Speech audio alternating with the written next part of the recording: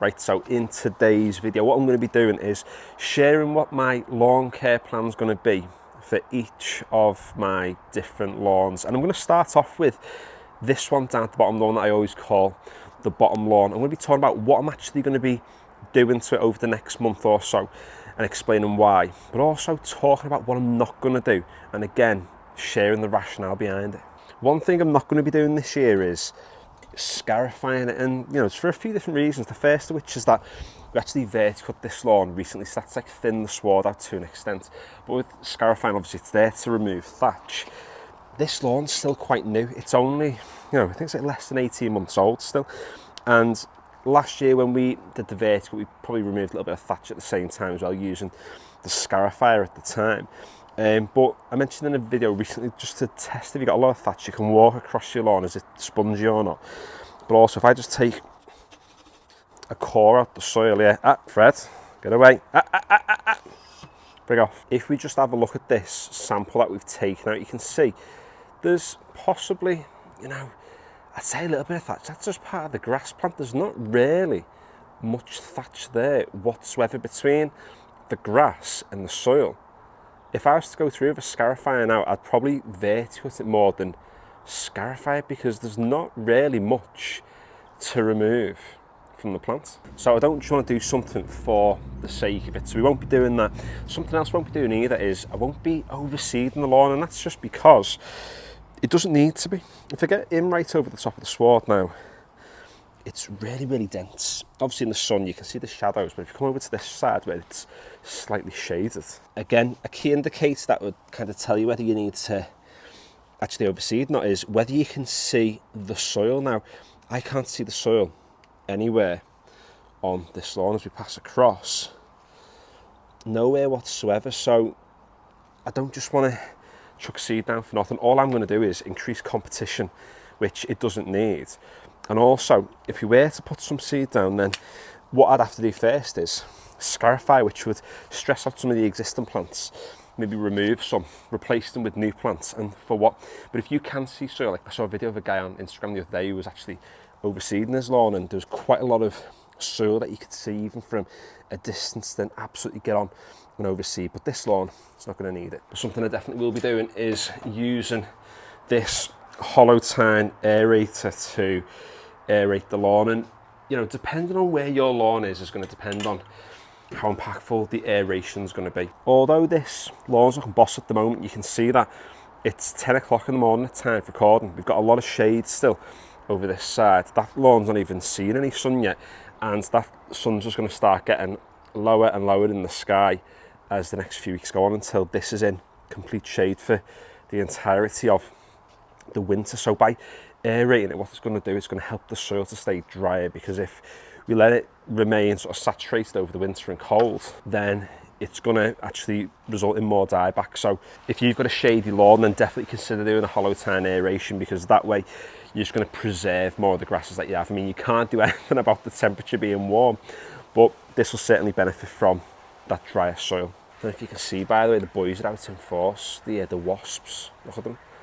Wasps, 2 of them, there was 3 of them before, out here having a boss time. In terms of when I'm going to hollow tine aerate, well, I'm thinking towards the middle or the end of September. It just depends on how much rain we get. Got some rain coming over the next few weeks at time of recording, and I think I'll see how the soil gets on, because it's not hard by any stretch. It's a little bit firm, but it does feel softer than probably what a lawn would be if it's been sat in the sun all day, or all through the summer, should I say. So it's not too bad, but I don't want to wait until it's completely waterlogged before we aerate. I want to kind of preempt that waterlogging phase, so we'll probably wait till the middle to the end of this month.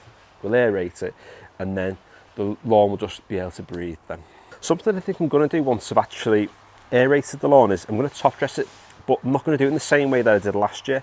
Last year I got on with a lot of sand, like loads and loads of sand, and it smothered a lot of the grasses and it filled the holes, and that way we lost a lot of the aeration benefits then.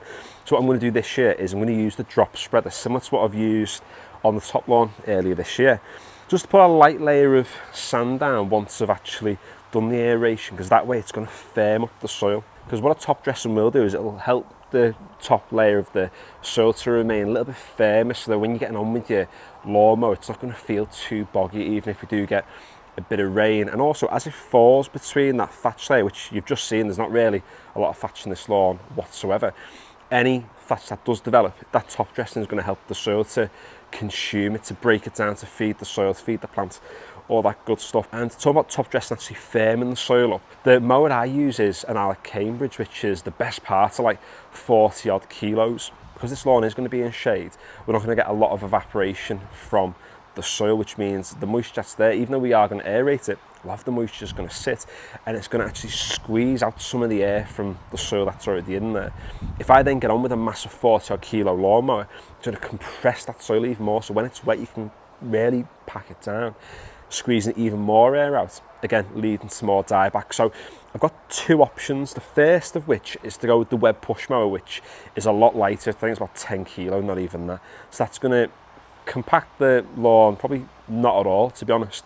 Or my second choice is to go with the Yuka Mini, because I had this going for around about 6 to 8 weeks earlier on this year, and again it's quite a light machine. I might just start setting it potentially from today just to cut the lawn probably every day in different directions, because it's going to mulch those clippings. There's really no weed grass in this lawn at all at the moment, maybe a tiny bit, so we can mulch all the clippings, no need to collect any.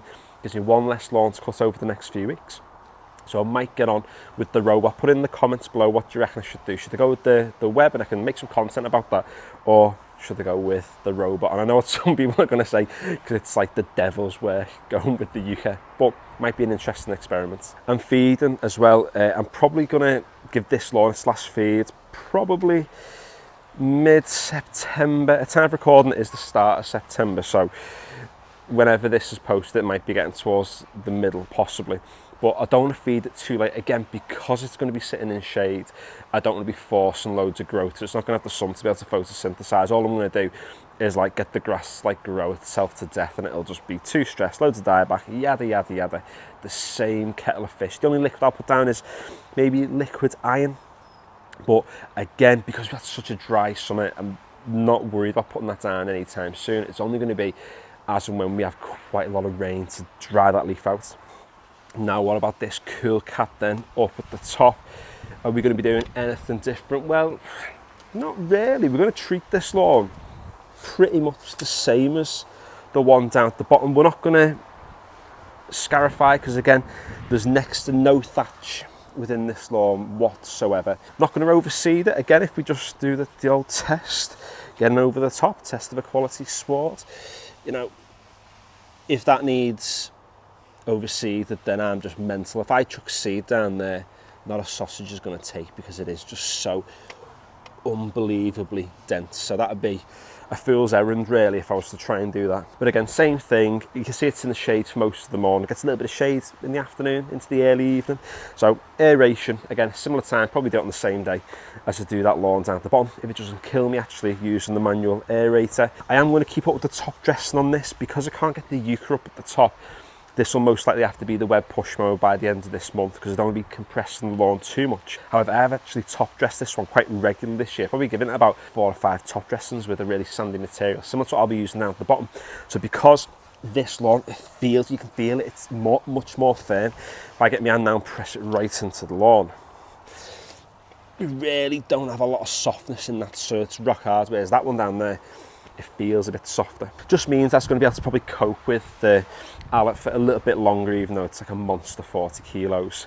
Absolutely fine, as we always say, no one's going to die. So fairly straightforward for these two. So in terms of this last lawn, you might be able to tell from this shot here that the lawn is looking a little bit stressed, and the reason being is because it had, well, I gave it one water during the crazy heat wave, the 4th heat wave of the year that we've just been through. So this lawn is a little bit stressed at the moment and kind of not doing a whole lot to it, because I just want the rain at the minute just to help the lawn to be able to recover. If I just bring you in over the top, you'll see where you have quite a few of these like brown edges. Look at this, that's pure crispy time. It's just baked the road and it's baked the lawn then. But it looks all right. You see where it looks a bit stressed in the middle.